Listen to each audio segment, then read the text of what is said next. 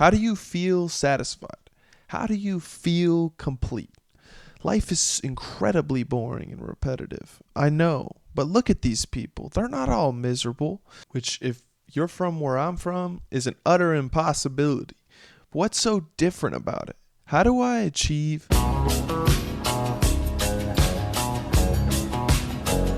When you're blessed with the freedom to go somewhere different whenever you want, you would do a disservice to life to not capitalize on it. 2 years ago, I learned how to make money online. And once I realized I could work from anywhere, I made it my mission as many places as possible. But not just to visit, but to experience many places by living in them for months.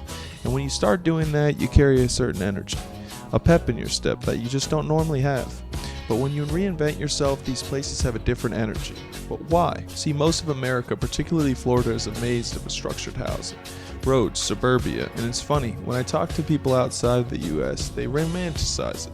They see it as this staple cool layout, but once the uniqueness is taken at face value, you realize how incredibly inefficient and terrible it is. Planning seems non-existent. These neighborhoods are almost purely residential, nothing but houses for miles, which means if you want to do anything, you have to drive, and locations are not walkable. Here's the thing though, walking is therapeutic. The sun, the movement, the inevitable social interaction when people are actually out, it compounds. It's good for your body and your mind. In America, you can avoid all of that. Actually, you don't have a choice. There's no avenue for it. You don't move and people are more socially withdrawn than ever. They're isolated. But is it really their fault? There's no structure built to encourage healthy habits, and as convenience increases, we drift further from natural human behavior. Take Amazon. When you can have anything delivered to your doorstep, why leave the house? The in-store inventory is usually worse anyway. The prices are usually higher. So why bother? Now go to most other countries and it flips. The convenience is almost stripped away.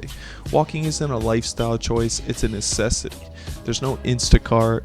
You have to be out in the world just to function, to survive. At first that's uncomfortable, but after a while it grows on you. The social anxiety fades. You start to feel more connected, even in a country where you might not even speak the language. Then you come back to America and it hits you. Everyone has walls up. Nobody's comfortable socializing, so nobody does. The whole dynamic has flipped.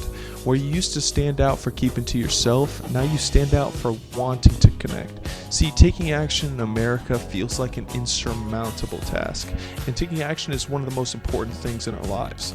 Maybe I'm alone in this, but it feels like I have a weighted vest when I'm trying to do something that breaks the routine. But being free and taking action has its cons too. You're always uncomfortable. You're always in survival mode or having to solve problems. And even though socialization and meeting new people is easy, sticking those relationships is hard because your tree roots aren't in a place for too long.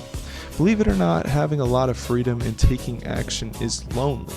You won't meet many people like you because most people deal with life coming at them and they go where it takes them. They don't really control the wind and sail the sea. But if you stay rooted, you'll realize the truth in that too. People are fake. Most will betray you, or you'll realize aren't worth pouring into. You'll feel trapped. You're stuck because running away doesn't solve anything, but neither does staying put either. But that's where balance comes into play. It's honestly why I started my YouTube channel. I'm hoping and praying that people watch this and take the leap of faith that I do. Maybe they'll even join me one day or we'll cross paths. See, there's not enough people in this world who see the world for what it is. Or maybe there's just a lot of people that do. They're just too afraid to figure it out. And I'm never going to figure it out. I've learned that. But what's the fun in certainty, in finality? But the journey of discovery is what excites me. Life is like a song. And if you listen to the same song enough, you'll hate it. Even if that song is a masterpiece. So you have to go out there and find new music. Motion.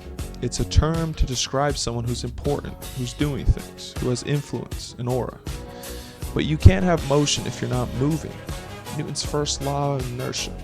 An object in motion stays in motion. But don't forget the second part of the law. External forces can stop your motion. So if you're stuck in a place with too much resistance, sometimes you have to change the environment entirely. Put yourself somewhere with less friction. Do what you want, do what you feel pulled to, and become a compass. Where does your compass point? Follow it. My compass is different all the time.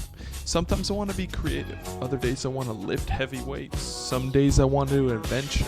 That adventure involves hiking up incredible mountains where few have gone before. Adventure can also mean something completely different, like trying out a new restaurant food or a coffee shop. My point is, everyone has a compass internally in their consciousness. Honestly, you might have a completely different compass than me that I couldn't possibly understand or follow. But don't follow another person's compass. Don't let that false compass dictate your direction in life. People have called me control freaks before, and they're right. I can't live in existence where I am not following my compass as much as I can. They call it an obsession of control. I call it calling shots for myself. I'm gonna be honest, I hate free-spirited people sometimes because they treat life like a river and there's some drunk guy on an inner tube floating down it.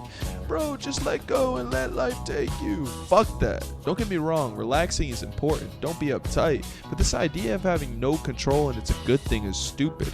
I'm sorry to destroy the cope, but rich people are not miserable. They have full control of what they do every day. That's freeing. I'm always advocating to escape your comfort zone. And rich people are comfortable. Don't get me wrong. You can have a miserable life that didn't amount to anything and live in a Groundhog Day reality where life just repeats and be comfortable with that too. I know a good life is subjective and everyone picks what they want, but you can't tell me all lives lived are the same. I'm not competitive at this life comparison game because I could care less how people are living their lives, but maybe people need a leaderboard.